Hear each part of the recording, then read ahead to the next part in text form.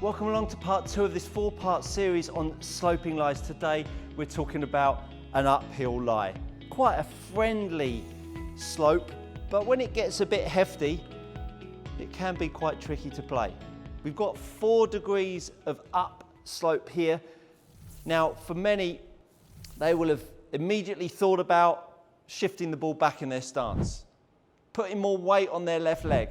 All of those old wives' tales as far as I'm concerned. Today, I'm going to really share with you how we're going to fight this force. And that really needs to be the mantra of this 4-part series, in fighting the force that the slope is imparting on you, more than any other shot.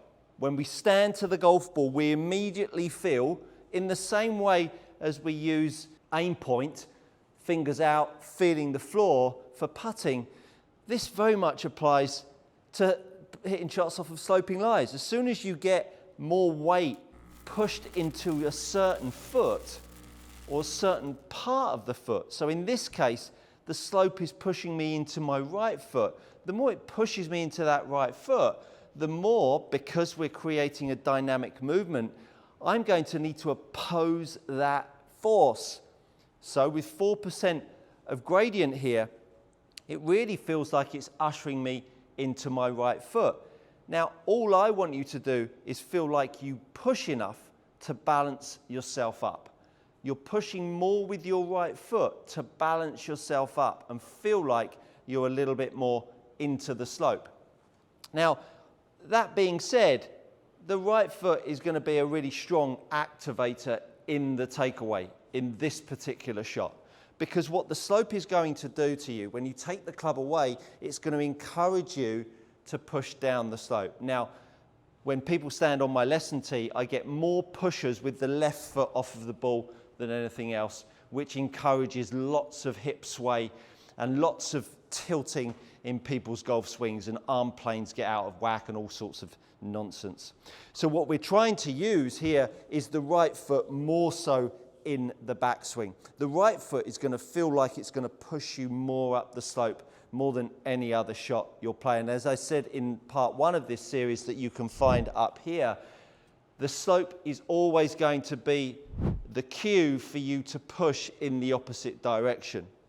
So as we take this golf club away, that right foot now feels like I'm trying to push myself up the slope, because I can assure you, when you start to pull that golf club down, that slope is going to try and push you in the opposite direction. Some would say that that is a bad thing. I would say it's a great thing, because the more that slope pushes your lower half back, the more it's going to allow you to accelerate your chest up the slope.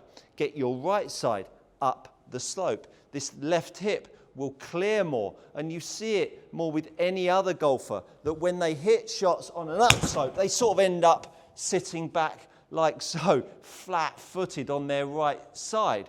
Now, whilst this is not the objective of an upslope, this hip opening up absolutely is. So many people will find that one of the slopes suits them more than any other, and this slope really helps hip action open up, because it pushes the golfer back into their right foot and allows the chest to open up. But if I now make the same finish position as I just did in that last swing, and I now make my chest move up the slope, I've stayed flat-footed, my chest has gone up the slope, and I've created some rather nice numbers.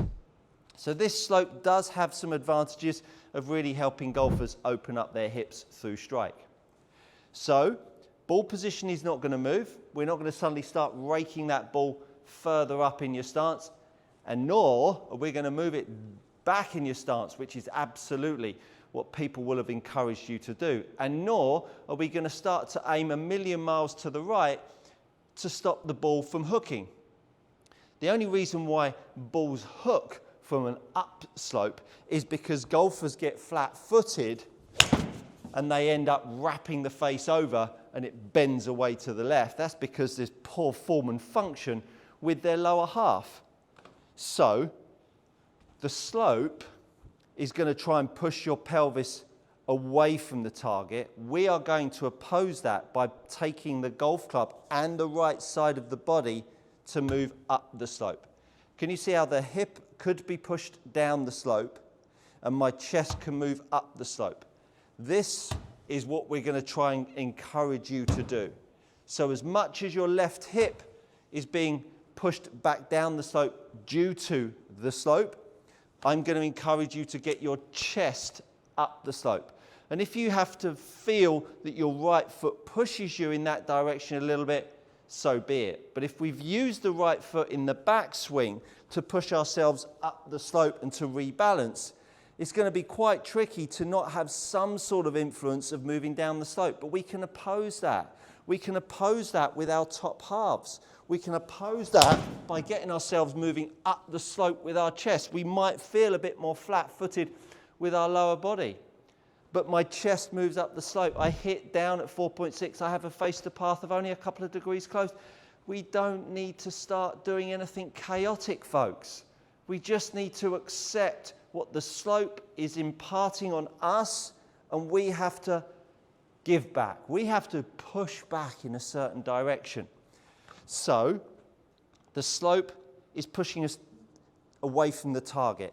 In takeaway, we're going to make sure that right foot, depending on the level of the slope that you have, we're going to use that right foot to push ourselves back up the slope. None of this lining our shoulders up to the slope nonsense.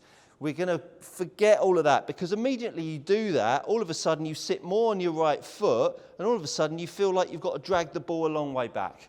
Now the ball's a long way back, now I'm down the slope. Oh, goodness me, how difficult do you want to make it? And then you wonder why sloping lies are the nemesis of all golfers. And then the explanation is, yeah, but you don't practice on them. Well, yeah, practicing on them is absolutely fantastic, and Platform Golf have created a really great platform that allows golfers to not only practice on it, but play great simulator golf as well. But the understanding and the opportunity to practice on a mat like this makes you then believe that actually this is not as a big a black art as you might think. So ball position stays in the same place. You're going to use your right foot in your takeaway a little bit more than normal to push yourself up the slope, to stop the slope from overpowering you. Then when you swing down, what I'm going to get you to do is start to feel how your right shoulder is going to catch up with your left foot more. You're really going to feel more top heavy at the top of backswing, at impact and through swing, so that you can feel like you can offset the slope, because the slope is going to push your lower half back and away from it. Once again, the data points are all very, very similar. In fact, the same as they would be if I was hitting balls off of a flat lie here. Ball position the same. Right foot gets activated a little bit earlier, and I get my right shoulder feeling like it goes up the slope a little bit more. I feel like my chest chases it a bit more. So there is absolutely nothing to fear when it comes to a ball on an uphill lie. It's just about, I'm a bit out of breath, it's about understanding what that's. If you're tired of paying too much for your premium leather golf gloves, head over to gxgolfgloves.com.